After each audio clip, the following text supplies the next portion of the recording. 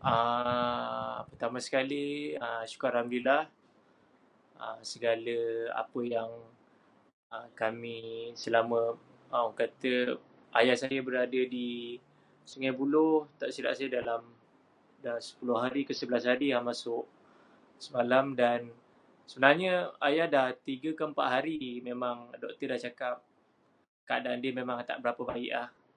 Dan memang keadaan dia memang tenat, dan bacaan oksigen pun memang dah tak cantik. Tapi mungkin semangat dia dengan kata-kata semangat pada adik-beradik kami, mungkin dia untuk berjuang jugalah untuk sihat. Tapi kita memang dah redha lah apa yang terjadi pun kepada ayah. Memang ditidurkan. Dan lagi satu, asalnya kalau tidak dia orang nak buat intubate, tapi dalam keadaan dia dan dalam perbincangan adik-beradik, lagi satu, tanya pada doktor apa risiko untuk buat intubate, memang agak tak baik lah dengan keadaan, dengan virus, dengan dia punya paru-paru, tak silap 80% ke 90% memang dah habis rosak. Dan kita orang pun tak setuju, cuma berharap dengan oksigen dan antibiotik saja. Alhamdulillah, saya pun bersyukur sebab dapat juga kebumikan ayah saya juga. Dan untuk permintaan dia yang terakhir, dan permintaan kami pun boleh setujui oleh KKM untuk kebumikan ayah, dan sikit sebanyak dapatlah mengubat rasa rindu kami untuk berjumpa dia lebih dekat lah.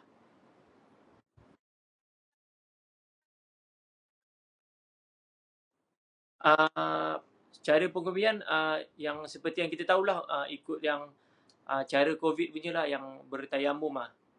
Sebab memang masa yang cara pengubian tu memang kita orang semua tengok, tapi adalah macam 3 ke 4 5 orang je lah wakil daripada waris kan. Dan kita orang dapatlah tengok sebelum untuk kali terakhir, dah dapatlah tengok muka ayah semua. Dan yang kali terakhir lah saya lah yang buat masuk untuk ke liang lahat. Perancangan dia sebenarnya mungkin tanda lah.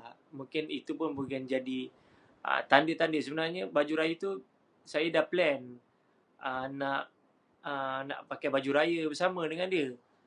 Dan mula-mula dia tolak benda tu. Dia cakap tak apalah, dia cakap dengan saya, dia kata alah, dia kata tahun ni kita tak raya pun, dia cakap macam tu kan. Saya cakap tak apalah, cakap walaupun raya ke tak, tapi kita tetap raya, saya cakap dia macam tu kan. Tak apa nak. Lepas tu saya pun macam hati tu macam mula-mula berat juga nak beli, tapi cakap tak apalah beli. Tapi setelah saya beli, malam yang saya beli tu saya pun pergi hantar kat rumah lah. Tak silap saya seminggu sebelum nak raya kot, kalau tak silap. Dan lepas saya raya tu, lepas tu malam tu saya busy.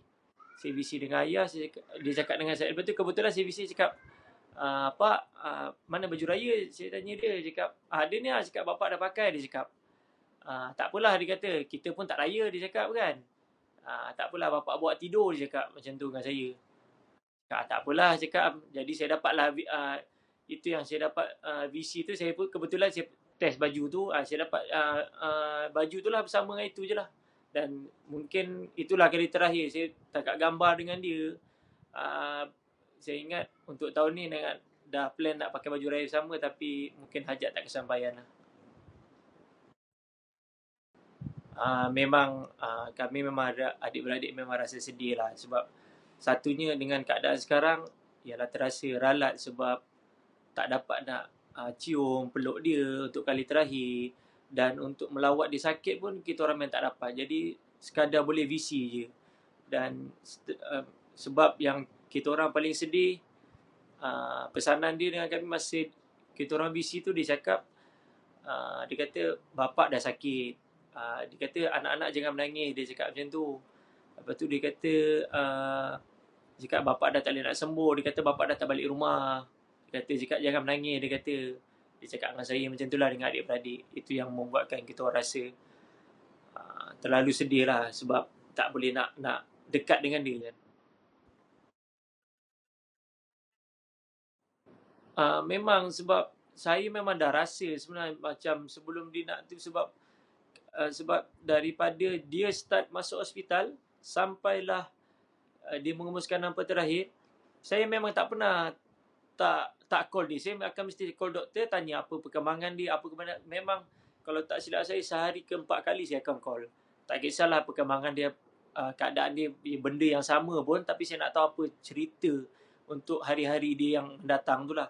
Dan memang masa yang last semalam doktor call, masa tu saya tak sempat nak angkat call. Jadi doktor call pada akak saya, lepas tu selepas pukul 6 kot baru saya dapat berita yang doktor call saya, dia kata okey, scan-scan macam ni, okey ayah awak dah tak ada. Jadi saya pun memang kita orang memang dah 2-3 hari sebelum ni kita orang memang dah redo lah untuk pemergian dia, sebab perancangan tu dia dah memang kita dah tahu apa keputusan selepas tu. Jadi doktor pun dah pesan pada kita orang, memang masa ayah awak ni memang tunggu hari je. Dia kata memang keadaan ni memang tak boleh nak pulih lah. Uh, yang lain mak semua alhamdulillah semua dah boleh balik. Cuma abang masih lagi di Shah Alam. Ada masalah komplikasi dengan paru-paru berkuman, dan mungkin sama juga macam ayah saya juga kena, tapi mungkin dia dah jadi stage keempat kalau tak silap buat sekarang lah. Mesti dia di Shah Alam lagi. Tapi mungkin saya rasa 5 ke 6 hari lah kena on antibiotik. Tengok pada keadaan lah. Untuk pada saya, memang sekarang dengan keadaan sekarang, dengan orang kata COVID varian Afrika yang terbaru ni kan, memang saya rasa ni paling teruk lah. Saya pun tak sangka sebenarnya sampai jadi kepada ayah saya macam ni. Saya sebenarnya kata apa, memang terlalu rasa terkilan lah dengan keadaan macam ni. Saya rasa orang lain kena berjaga-jaga lah dengan keadaan sekarang. Memang semua kata kalau boleh kita kena duduk rumah lah buat masa sekarang ni. Terima kasih.